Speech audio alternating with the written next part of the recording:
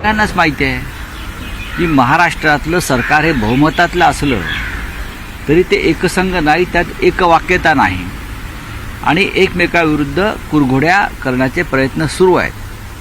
पण एकनाथ शिंदे यांची कुरघोडी करण्याची ताकद, बरं का, ज्याला तुम्ही बार्गेनिंग पॉवर म्हणतो, ती भारतीय जनता पक्षानं पूर्णपणे संपवली असल्यामुळे एकनाथ शिंदे आणि त्यांच्या गटाचा एक सरपटणारा प्राणी झालेला आहे भाजपसमोर. हे आज स्पष्ट दिसतं आहे. मी तेच म्हटलेलं आहे. एकनाथ शिंदे यांचं म्हणणं आहे, खाजगीत ते सांगतात की विधानसभा निवडणुकीनंतर सुद्धा मीच मुख्यमंत्री राहीन, अशा प्रकारचं मला वचन दिल्यामुळे मी फुटलो.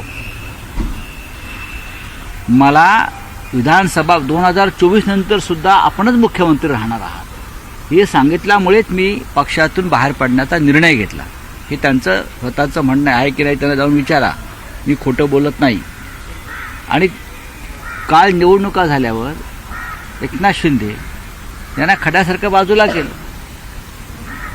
ठीक आहे, काही मंत्रिपद दिली, काही महत्त्वाची खाती दिली, उपमुख्यमंत्रीपद दिलं, पण एकनाथ शिंदेचा जर आपण चेहरा पाहिला असेल, ज्याला तुम्ही बॉडी लँग्वेज म्हणता, ज्यांचा वावर म्हणतो, तो पाहिल्यावर तुम्हाला कळेल की ते अजूनही शून्यात आहेत किंवा गुंगीत आहेत.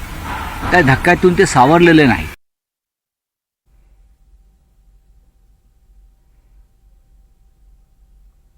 बीजेपीनं दिलेला शब्द पाळला नाही अमित शहाने. दुसरा धक्का, त्या धक्क्यातून ते पूर्ण कोलमडलेले आहेत आणि सरकारमध्ये त्यांची पूर्ण कोंडी झाली आहे. त्यांचे लोक उद्या समोरून काही सांगतील थोड्या वेळाने, पण सरकारमध्ये फक्त मंत्रिपद असणं 4-10 लोकांना म्हणजे मान आणि प्रतिष्ठा असतो असं नाही.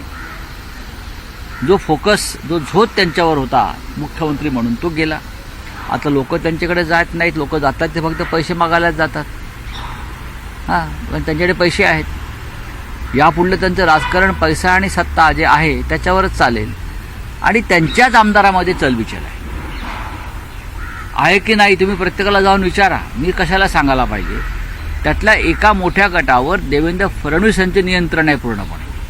शिंदे गटातल्या किमान 20 ते 25 आमदारांच्या गटावर देवेंद्र फडणवीस यांचं पूर्ण नियंत्रण आहे. कारण हे 20-25 लोक जे आहेत हे देवेंद्र फडणवीस किंवा अमित शहा यांच्या सांगण्यावरून सुरतला गेले, एकनाथ शिंदेसाठी नाहीत.